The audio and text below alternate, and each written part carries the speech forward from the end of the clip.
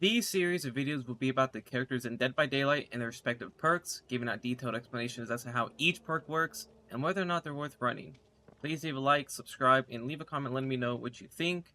Also, come check me out when I go live on Twitch. I'll leave a link down in the description below. Without further ado, let's get into it. The character in Dead by Daylight I'll be highlighting is Dwight Fairfield. Right off the bat, Dwight is a survivor you unlock for free, along with a few other survivors and killers. Dwight's perks are fairly simple, beginner friendly in my opinion. The first perk is called Bond. When equipped, you see your teammates or other survivors up to a 36-meter range. As you can see, I'm within the range of nearby survivors and they are highlighted in yellow. What's nice about Bond is that if you are in a chase and you see that someone is working on a gen, you can take the killer away from that area so they're not interrupted and can finish the gen no problem. If you're affected by blindness, like perks such as Mindbreaker or Third Seal, any and all auras will be suppressed. In return, if a survivor is being chased and you hear the heartbeat getting closer, if they're within the 36-meter range, you can either move away and let them have their chase, or if you're brave enough, you can stick to gen and hope that the killer doesn't target you. This does not mean you can drop the killer off to a teammate. That is bad. Please do not do it. If you need to be healed or a survivor is injured, you can locate them if you're looking for them, or they just happen to run into you. Bond is a good perk that I would run early on, especially if you want to find teammates and perhaps stick with them. The second perk that Dwight has is called Prove Thyself. When working on a generator with another survivor, you gain a 10% repair speed bonus on gens per survivor working on that gen up to 30% with 3 survivors in total. This perk did get nerfed at one point, providing a 15% bonus per survivor and gave blood points, but the former was nerfed to 10% while the latter was taken out.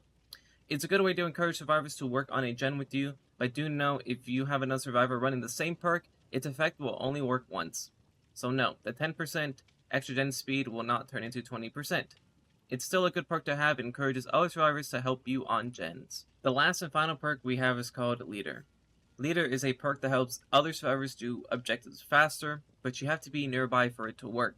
As long as you're within an 8-meter range, other survivors can heal, sabo, unhook, cleanse totems, open exit gates, and chest 25% faster.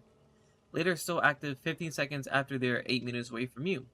The way you know you're affected by Leader is if you have the blue status effect next to your perks like this. Here's a screenshot taken from the Dead by Daylight wiki showing you the time differences with and without the effect of Leader. The increased speeds of all these actions shown gives you an idea of how quickly things can get done. Has there been a moment where you're a second or two away from the gate opening and the killer downs you before it's open, or a teammate goes down while unhooking you? The chances of yours and everyone else's survivor goes up with this perk, but is it necessary to keep it on all the time? Not really. The effects are all nice, but there are better perks to run, but Leader does help in certain situations, as I mentioned. Overall, I recommend using Dwight's perks, as they have proved to be both useful and helpful early on, while active on gens and in chase. Bond helps you find teammates, Prove Thyself increases the speed of gens if you're paired with another teammate, and Leader helps out in other objectives. In our next video, we'll focus on a survivor who introduces us to the exhaustion status effect, which can drastically change a match if used correctly. Thank you all so much for watching, and let me know your thoughts in the comment section below, and I'll see y'all next time. Take care.